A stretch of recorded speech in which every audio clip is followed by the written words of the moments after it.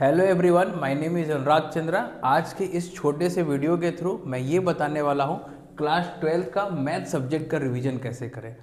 बहुत ही कम टाइम है, अबाउट लगभग 2 मंथ है। 2 मंथ में आप कैसे रिवाइज करोगे इसको मैं एक छोटे से वीडियो से समझा रहा हूँ। तो इसके कुछ स्टेप्स हैं।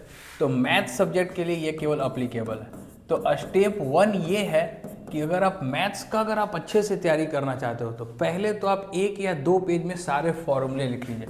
सारे क्या लिख लीजिए? फॉर्मूले। और सारे फॉर्मूले को पहले पूरा याद कर लीजिए। पहले तो आप सारे फॉर्मूले लिख लीजिए और सारे फॉर्मूले को पूरा याद कर लीजिए, क्योंकि मैथ सब्जेक्ट में जब तक आपको फॉर्मूले याद नहीं होंगे आपको रिवीजन करने में या पढ़ने में इंटरेस्ट नहीं आएगा। तो पहले फर्स्ट स्टेप ये है कि आपको पहले सारे फॉर्मूले याद कर लीजिए। फिर इसके बाद स्टेप 2 मैं आपको बताता हूँ कि जो इम्पॉर्टेंट टॉपिक है, इम्पॉर्टेंट टॉपिक कहने का मतलब कि जो हर साल रिपीट होते हैं, आप चैप्टर वाइज करके मत रिवाइज करो। आप क्या करो? टॉपिक वाइज रिवाइज करो। मतलब you have to revise topic wise.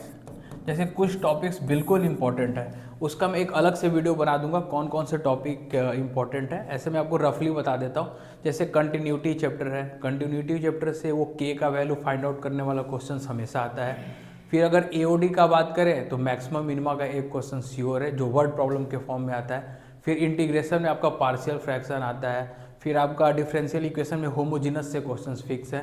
तो ये सब क्या है? टॉपिक वाइज जो एकदम श्योर शॉर्ट क्वेश्चन है। तो आप पहले इन टॉपिक्स को कंप्लीट करेंगे। उसके बाद जो स्टेप्स 3 होते हैं, स्टेप 3 आपको क्या करना है कि आपको पूरे एनसीईआरटी बुक आपको फास्टली रिवाइज करना है। एनसीईआरटी बुक को फास्टली सॉल्व करना है। फास्टली सॉल्व करने का मतलब ये होता है कि अगर सिमिलर टाइप के 5 क्वेश्चन है तो वहाँ आप जो सबसे टफेस्ट एक क्वेश्चन बनाकर आप आगे बढ़ जाओ।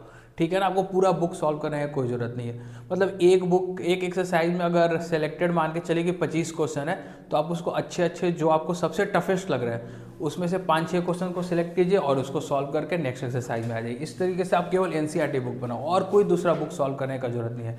उसके बाद नेक्स्ट स्टेप आपका आता है आप सैम्पल पेपर सॉल्व करने का। तो सैम्पल पेपर भी आपको 2 तरीके से सॉल्व करने हैं। सैम्पल पेपर पहले बच्चे क्या करते हैं कि डायरेक्ट स्टार्ट कर देते हैं सेट प्रैक्टिस करना, जो बिल्कुल गलत स्टेप है। सैम्पल पेपर को पहले आप चैप्टर वाइज सॉल्व कीजिए।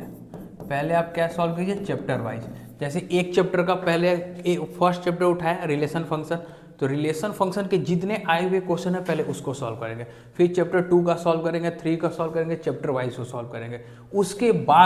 उसके बाद हम लोग कंप्लीट सेट सॉल्व करेंगे। उसके बाद जो कंप्लीट का जो हमारा पेपर आता है उसको सॉल्व करेंगे। तो इस तरीके से हम लोग रिवाइज करेंगे तो हमारा बहुत ही रिवीजन शॉर्टली और बहुत ही कम मेहनत में निकल जाएगा। ठीक है? फिर उसके बाद मैं नेक्स्ट वीडियो में बनाऊंगा कौन टॉपिक ज़्यादा इंपॉर्टेंट है, किस चैप्टर का कितना वेटेज है।